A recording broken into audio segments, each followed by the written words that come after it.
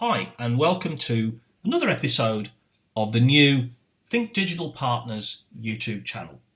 Today, I have the pleasure of speaking with Arwen Smit, a very well-known technology ethics researcher and author of an intriguing new book she's called The Identity Reboot. When we had a little bit of back and forth before this interaction, Arwen, you said that you had sort of concerns you wanted to share about privacy in the kind of context of the current crisis.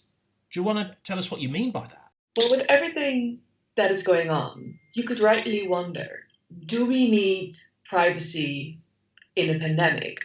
Because if we go only a few weeks back, maybe even a few months, every headline that was in the papers, that was online, had to do with some type of privacy scandal or the other. And right now, everybody is focused on one thing and one thing only. How do we get through this together? Yes. How do we show solidarity? And how can we move forward as a collective, as a team? And within that, I wanted to start a conversation on our new moral obligations around privacy arising. Well, that's a little bit scary, perhaps for some of us in the ID community, Arwen. Can you explain your thinking, maybe? Well, if we start at the beginning and we look at the concept of privacy, you have three distinct phases that most people go through when they start thinking about privacy. So the very first one is denial. I don't feel all this data being out there. It is not impacting me immediately. The mentality is kind of, I don't feel it. I guess it is not there. Well, obviously, we know that that is a fallacy. For one, data is definitive, and the limitations of computing power of the human brain don't hold up in the online world. So the fact that data is abstract to us, to humans, does not mean it is not very real. Then people slowly move to the next phase, which is akin to a shrug of resignation. Well, I'm not a criminal. I have nothing to hide. Why would I bother caring about privacy? And to those people, I want to share a story. So in a now deleted CNN interview, the Google chairman, then CEO, Arwen Smit, said something along the lines of this. If you are doing something you don't want people to know, then maybe you shouldn't be doing it in the first place. What is really funny and ironic in a way is that the news website CNET later posted personal details about Arwen Smit's life solely using information that was public and obtained via the products that he managed himself, namely Google. That shows that data is infinitely replicable. And if you lose control of data, you lose control of the narrative. So after denial, after resignation, people tend to arrive at confrontation. People need privacy, and privacy is measured by the accumulation of societal rules in the past, in the present, and in the future. Right. And all the actors with an interest in enforcing those rules. And that brings us back to the pandemic. If we believe that data is definitive and that data is infinitely replicable and that a foregoing of privacy now might well mean a foregoing of privacy in the future, what do we need to do? What do we need to do? Well, I think one of the first things that we need to do is we need to assess and research how our current situation is impacted by COVID-19. So a very obvious area of focus could be the new mis- and disinformation around the virus that is spreading and causing chaos. A second area of focus could well be that we have increased screen time. Everyone is working from home. I'm working from home. You're working from home. And everyone listening to this podcast with us is hopefully working from home. But what that means is that there's a way larger attack surface because everything by necessity is now digital. What that also means is that if data leaks, there's a much greater impact. So those are already two obvious areas. And then there's a third area that I was hoping we could get into today. And that is the reaction of government and the mandates of government on the privacy of their respective citizens. And we see that differing geographically. Okay, are you essentially saying that we kind of have to forget about privacy for right now, Arwen? I mean, when does privacy matter? Maybe not today? Will it come back? Will it be changed? Actually, I would argue the opposite, that privacy matters more than ever at this particular point in time. Okay. Because right now, it is actually at its most vulnerable. If we look at the different reactions of governments, let's consider a few examples. China, via Ant Financial, launched a new program. And in this new program, the citizens get 3 different types of QR codes. There's a green one, a yellow one, and a red one. If you can present a green QR code, that means you have no trouble moving around in the country. You can go to the cafes, you can go via public transport, etc. But it inversely also means that if you cannot present this green QR code, that there are restrictions on your life. So if you have a yellow QR code, for example, then you need to distance yourself up to 7 days and self-isolate at home. If you have a red QR code, you have to go in self-isolation for at least 2 weeks. So the next logical question becomes, this is a very far-reaching, high-impact measure. How was the score calculated? Now, the information that goes into this equation is actually not that transparent.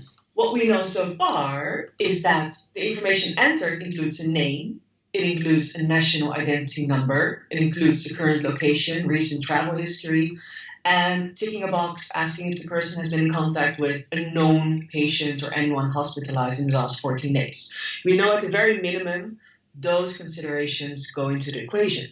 But the calculation of such and any additional variables that that calculation might contain is not transparent, which means that at a time when citizens are highly vulnerable, the government is most definitely using data about their citizens to make these type of conclusions and restrictions to their lives. And that is meaningful.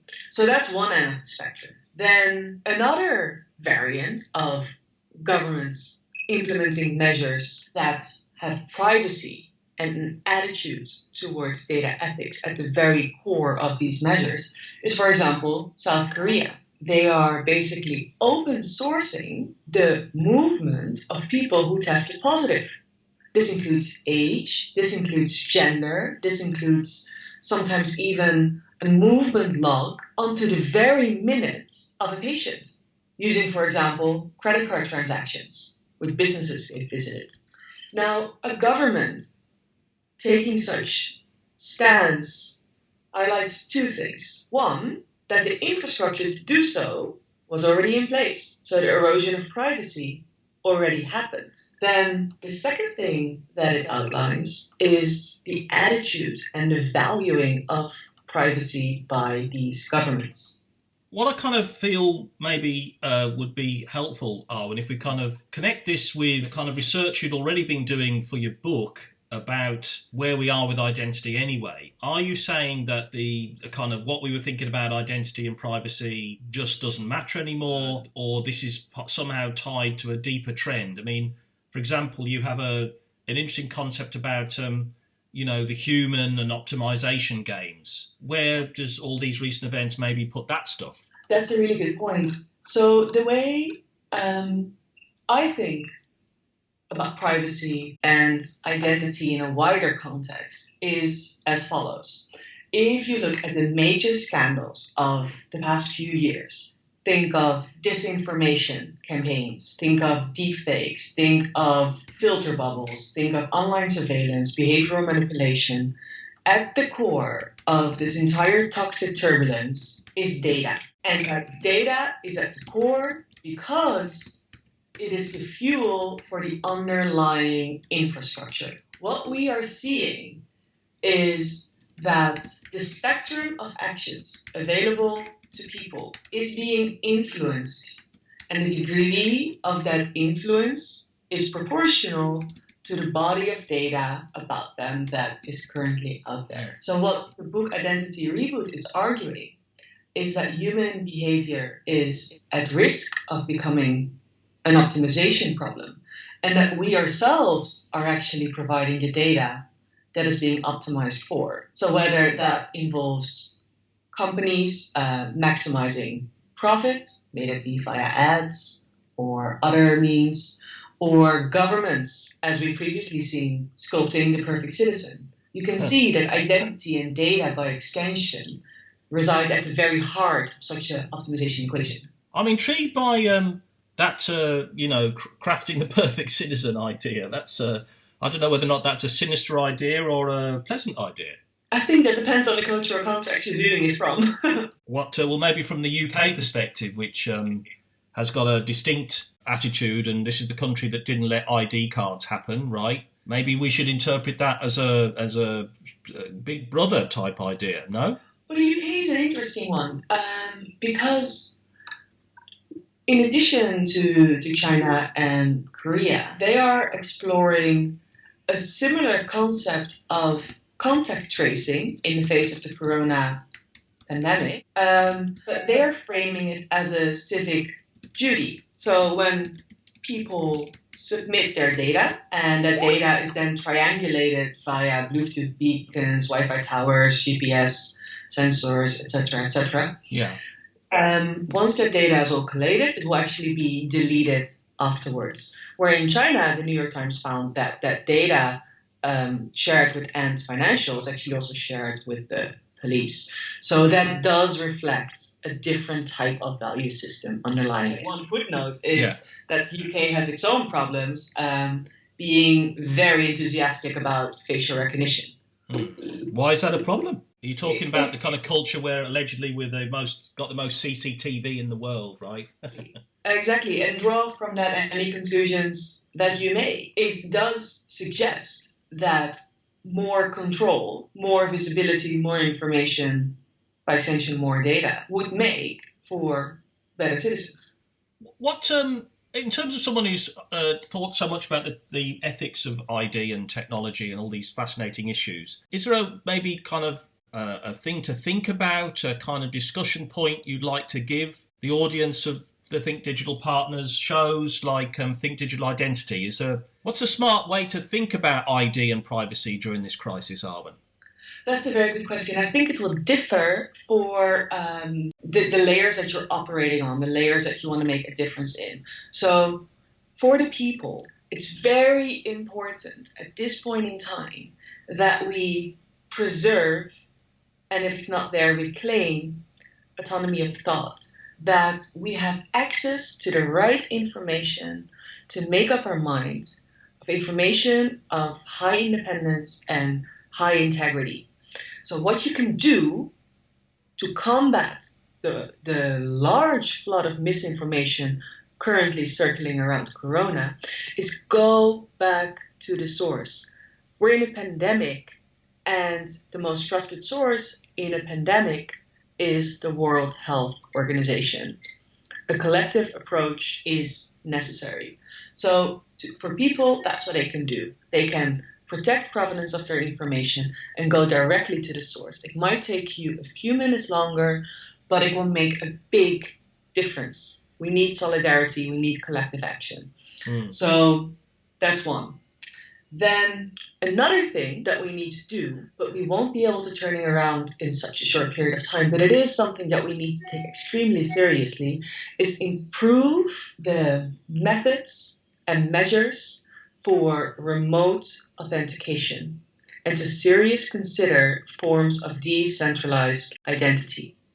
And perhaps in the future explore how we via cryptography can verify claims about people, so we can reduce the attack surface and the body of data that is currently floating around about individuals that is unnecessary and something that we can slink in the future. So in the book, I talk about a series of rules of how we can construct such a new form of identity, and maybe it's good to conclude with that. The first rule would be that digital identity is a human right. The second rule would be that digital identity is a public good, provided without profit to all members of the society for the well-being of the public. And from there's the third rule, that governments are responsible for foundational identity. And I imagine that in the beginning, that foundational identity, at the very least, captures the information that we currently record on our passports, bestowed on us by the government. Yes. Then the fourth law would be that private and the public sector provide value through contextual identity. There will definitely be business models around this new decentralized form of identity. And these business models will be very, very attractive. And then the fifth law would be that things must have an identity to be accountable. So if things have an identity, that is a link to provenance also. So the set of these 5 rules is what I believe the starting point of reimagining how we think about identity, the main vehicle for data privacy. Okay. Well, it sounds like someone who's been on the front line of all this. You've got a lot to say, and I imagine that our listeners would want to kind of track you down a little bit, Arwen, in terms of your the resources that are available online. So, do you want to tell us? I mean, obviously you've got a website. I imagine you're a blogger and a tweet about these issues, and obviously there's a book as well. So, how can you help us find out more about your thinking?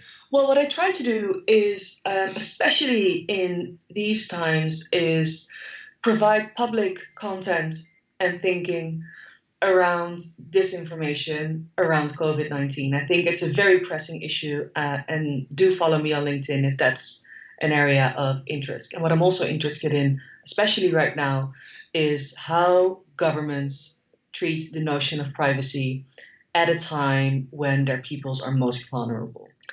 Then, as you mentioned, another way, if you're looking for some light pandemic reading, is of course to buy Identity Reboot on Amazon. Okay. And for anyone who is listening, if you want to discuss the ideas that are inside, please do reach out to me directly on LinkedIn. LinkedIn is your preferred connection platform then, Arwen? LinkedIn all the way, Gary. And for people who weren't at the conference and didn't see you talking on stage in the panel, it's very easy to mistype your name and call you Smith instead of Smit, right? So can you just, you're, I believe, from Scandinavia originally, is that right? I'm from the Netherlands. And I think you've worked in all sorts of countries, right? I think you had maybe speaking on stage, you had a stint in Dublin? Yeah, Dublin, Paris, Sweden, London, Fantastic. all around. Fantastic. And you're currently working, living in London. What's your next project after the book? Another book? It might well be another book. I'm very intrigued by value systems, and I'm also very interested in how democracy, capitalism, and technology influence each other.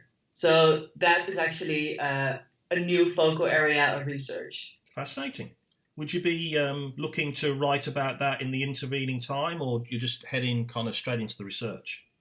Well, before I write, I'm going to read. So if anyone has any recommendations on excellent works that are currently already out there, please do get in touch. Fantastic. All right. Well, I'd like to kind of draw this to a close now. I'd like to thank Arwen. We will include links into the show notes, and we'll also be kind of talking about this on the site and in our weekly newsletter. So I'd like to thank Arwen for her time today. Thank you very much, Gary, for having me. Appreciate your time.